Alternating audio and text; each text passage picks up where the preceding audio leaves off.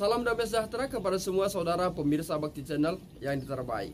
Senang kita berjumpa kembali dalam belajar sekolah sahabat di pelajaran sekolah sahabat, pelajaran yang ke-9 di hari Kamis dengan judul Yakub pergi. Sebelum kita melanjutkan pelajaran ini, mari kita berdoa. Segala puji dan syukur hanya kepadamu kami panjatkan, Allah kami maha tinggi, pencipta langit dan bumi. Engkaulah yang kami sembah dan engkaulah yang kami puji. Engkaulah pencipta dan juga penebus kami. Saat ini kami akan belajar dari pelajaran sekolah sahabat.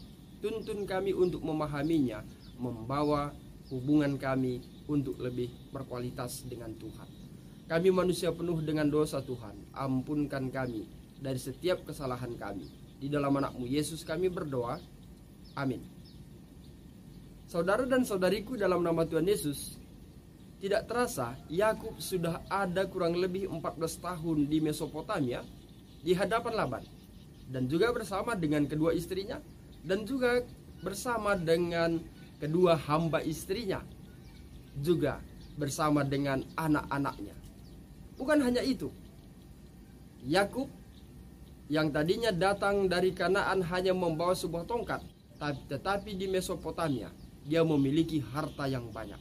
Dia memiliki kambing domba, dan berkat Tuhan menjadi bahagian dia di Mesopotamia. Namun, dari semua harta dan anak-anak yang Tuhan telah berkati, yang Tuhan berikan kepadanya, dia memutuskan untuk pergi kembali ke Kanaan. Dia rindu meninggalkan Laban bersama dengan anak-anak Laban yang lainnya. Timbul pertanyaan, mengapa Yakub pergi dari hadapan Laban?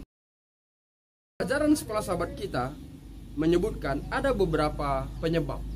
Penyebab yang pertama, di mana karena Yakub tahu bahwa Laban telah menipu dia. Dalam hal apa? Yang pertama yaitu pada saat mencintai Rahel, tapi Laban memberikan Lea. Lalu yang kedua, saat Yakub sudah bekerja dengan setia dan jujur kepada Laban, tetapi Laban memberikan suatu imbalan yang tidak baik. Dia merubah-rubah upah dari Yakub. Lalu apa penyebab berikutnya? Penyebab yang kedua adalah karena bukan niat awalnya untuk menjauh dari negerinya dalam waktu yang lama. Dia hanya ingin menghindarkan emosi Esau pada saat itu, bukan sampai 14 tahun. Saudara dan saudariku, dan penyebab yang ketiga adalah karena anak-anak Laban dan juga Laban ingin menguasai Yakub. Bagi Yakub, Laban dan anak-anaknya suatu kaum keluarga yang licik.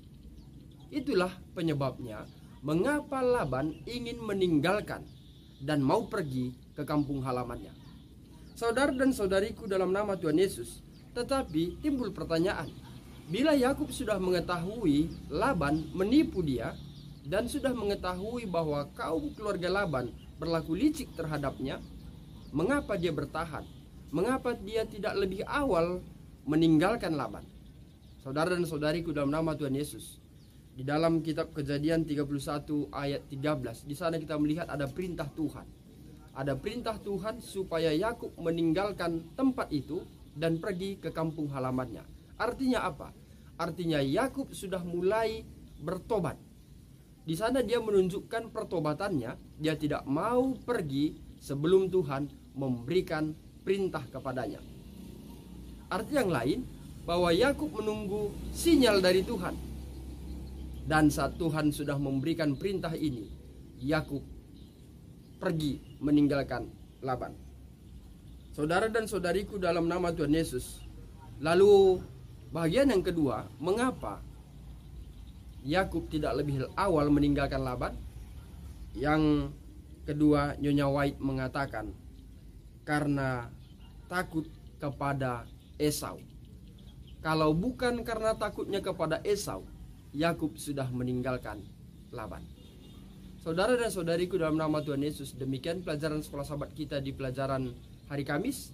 Semoga melalui pelajaran ini membawa hubungan kita untuk lebih dekat dengan Tuhan. Mari kita berdoa. Terima kasih Bapa di sorga atas berkat-Mu menjadi bagian kami. Saat ini kami sudah belajar dari pelajaran sekolah sahabat. tuntun kami untuk lebih memahaminya, agar melalui pelajaran ini kami mengambil suatu poin penting untuk kami aplikasikan di tengah kehidupan kami, bahwa Tuhan akan memberkati dan melindungi umat-umat-Mu yang datang kepada Tuhan. Dan banyak ganjaran, banyak rintangan yang akan dihadapinya. Namun bila tetap setia dan bersandar kepada Tuhan, maka Tuhan pun akan memperhatikannya dan memberikan jalan keluar yang terbaik dari semua pergumulannya. Terima kasih Tuhan. Saat ini kami berdoa untuk semua pemirsa yang sakit, Tuhan sembuhkan, yang lemah iman kuatkan, dan ada dalam keadaan duka berikan penghiburan sejati dari sorga. Dan bila ada dalam permasalahan, pergumulan, Tuhan tuntun dan kuatkan dia untuk tetap berjalan dalam kebenaran-Mu. Kami manusia penuh dengan dosa Tuhan, ampunkan kami dari setiap kesalahan kami. Di dalam anak-Mu Yesus kami berdoa dan mengucap syukur. Amin. Saudara dan saudariku dalam nama Tuhan Yesus, sampai di sini pelajaran sekolah sahabat kita di hari Kamis. Saya Pendeta Resta Karo-Karo, Gembala Distrik Labuhan Batu, Rantau Prapat, pamit undur diri, dan akhir kata saya sampaikan, Tuhan Yesus memberkati.